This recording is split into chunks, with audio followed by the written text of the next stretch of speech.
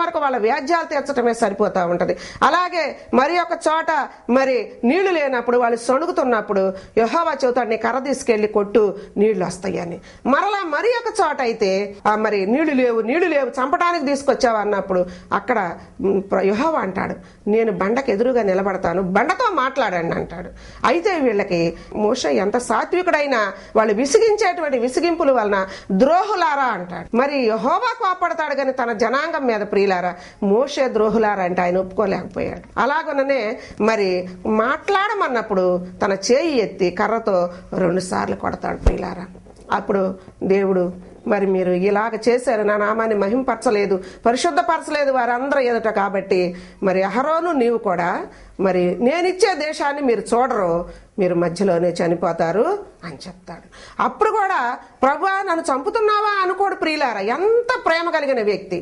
అప్పుడు అంటాడు, నాయనా వీరి ముందు వెనక వెళ్ళటానికి ఒక మంచి దైవజనుడు కావాలయ్యా, నువ్వు అక్కడ ఏర్పరచు అయ్యా అని చెప్పినప్పుడు ఆయన చనిపోతున్నా కూడా చనిపోతానని ఆలోచించలేదు కానీ ఈ ప్రజలు ఏమైపోతారని ఆలోచిస్తున్నాడు. కాబట్టి నూను కుమారుడైనటువంటి యెహోషువని ఏర్పరచుకున్నాను, నీ చేతులు ఆయన మీద ఉంచి నీ ఘనతలో కొంత ఆయనకి ఇవ్వమన్నప్పుడు అతన్ని ఇశ్రాయేలు మీద ఏర్పరుస్తాడు ప్రియులారా. మరి అలాగున తన జీవితం అంతా పుట్టినది మొదలుకొని మరి తాను మోయాబు మరి దేశంలో ఒక లోయలో ఆయన చనిపోతాడు.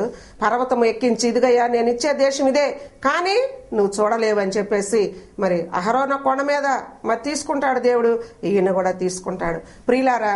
మరి ఆయన మరి 120 సంవత్సరాలు అప్పుడు చనిపోయినప్పటికీ ఆయన దృష్టి మాంద్యం లేదు, ఆయన కాల్లో సత్తువ తగ్గలేదు. అయితే ఆయన చేత, యెహోవా చేత నా ఇల్లంతట్లో నమ్మకమైన వాడు, ఈ భూమి మీద అలాంటి సాత్వికుడు లేడు, అతడు నా రూపమును నిదానించి చూస్తాడు, అతడు ప్రవక్త అని చెప్పేసి మరి సర్టిఫికెట్ ఇచ్చాడు ప్రియులారా. అలాగే ఆయన చనిపోయి లోయలో పాతి పెట్టారు కానీ ఆయన సమాధి ఎక్కడ ఉందో తెలియదు. ఆయన చేసిన అద్భుత కార్యాలు, ఆయన బల శౌర్యాదులు, మరి ఆయన చేసిన సూచక్రియలు, ప్రభు ఆయన వాడుకున్న విధానము, ఇశ్రాయేలీయులను ఐగుప్తు నుండి కనానుకు తీసుకొచ్చేటప్పుడు, యెహోవా చెప్పిన దేశానికి తీసుకొచ్చేటప్పుడు వాళ్ళ వలన ఆయన పడిన హింస, వాళ్ళ పెట్ల చేయించిన ప్రేమ చూచి ఆ ప్రభు ఆయన సమాధి ఎక్కడుందో కూడా ఎవరికి తెలియని లేదు, మర్మంగా ఉంచాడు ప్రియులారా. అలాంటి ప్రవక్త మరి లేడు అని యెహోవా చెప్పి ఉన్నాడు ప్రియులారా. కాబట్టి మనం కూడా మోషేలాగా అలాగున దేవుని ప్రజలు ఎవరు ప్రియులారా, ఈ లోకంలో ఉన్న వాళ్ళందరూ దేవుని ప్రియులే. ఆయన ప్రేమించమన్నాడు. మరి విశ్వాసము, ప్రేమ, నిరీక్షణ ఈ మూడిట్లో నిలిచేది ప్రేమయే. కాబట్టి ప్రియులారా మన కాళ్ళు, చేతులు, మన హృదయాలు ఎన్ని ఇచ్చినా కూడా ప్రేమకు మించినది ఏదియూ లేదు ప్రియులారా.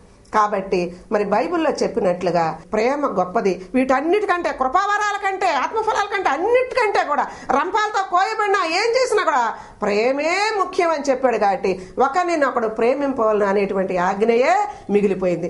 నన్ను తప్ప వేరొక దేవుని సేవించకూడదు, నీ పొరుగు వారిని, నీ ఎదుటి వారిని నువ్వు ప్రేమించాలని ఆ 2 ఆజ్ఞల మీద మిగిలిపోయింది. ఆ ప్రేమ ఉన్నప్పుడు మనం అన్ని చేయగలము, ఈ లోకానికి మనం ప్రయోజనకరులుగా మారగలము.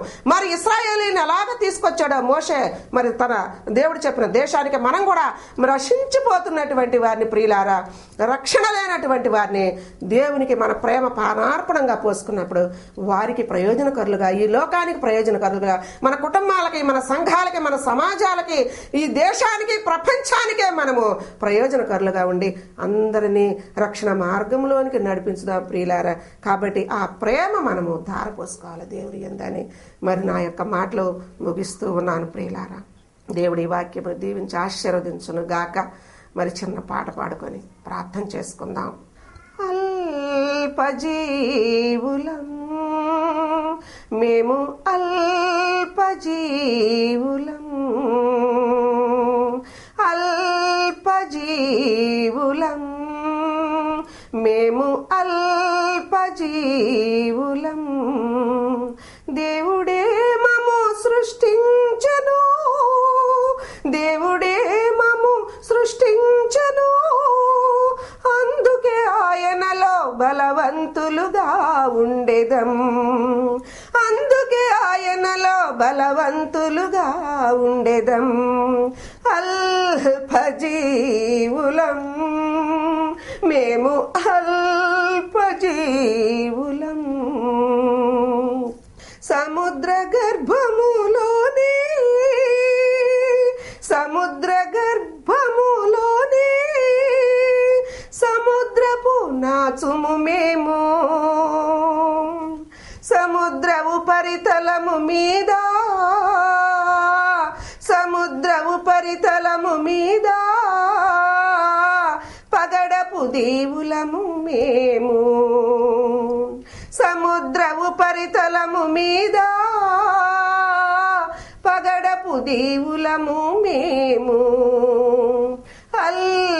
అల్పజీవులం మేము, అల్పజీవులం. రహస్య గదులలోనా, రహస్య గదులలోనా, రహస్య గదులలోనా రహస్యముగా ప్రార్థించు వారిమి. అంతరంగములలోనా, అంతరంగములలోనా అందరి కొరకు ప్రార్థించు వారిమి. అల్పజీవులం మేము, అల్పజీవులం.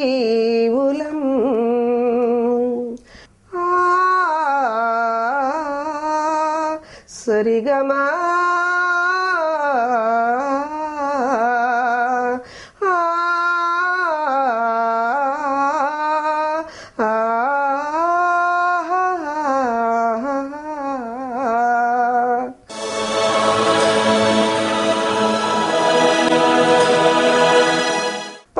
మహాపరిశుద్ధుడైన పరలోకమందున మా తండ్రి, యెహోవా పట్ల మోషే యెహోవా నిర్మించిన జనాంగం పట్ల తన ప్రేమంతా ఎలా ధారపోసుకొని చరిత్రలో అలాంటి ప్రవక్త లేడని నీ దగ్గర సర్టిఫికెట్ పొందాడో ప్రభా, అలాగా మేము కూడా భూమికి మీ కొన మొదలుకొని ఆ కొన వరకు ప్రభా మా అంతరంగములలో ప్రభా మేమందరి కొరకు ప్రార్థిస్తూ నాయన ఇదిగో రక్షించబడిన వారికి మా ప్రేమను పంచేవారింగా మోషే లాంటి ప్రేమను కలిగి మరి మీ దగ్గర మేము సర్టిఫికెట్ పొందుకునేవారింగా మమ్మల్ని అందరినీ ఆశీర్వదించమని మీ పాదాల చెంత వేడుకొంచు.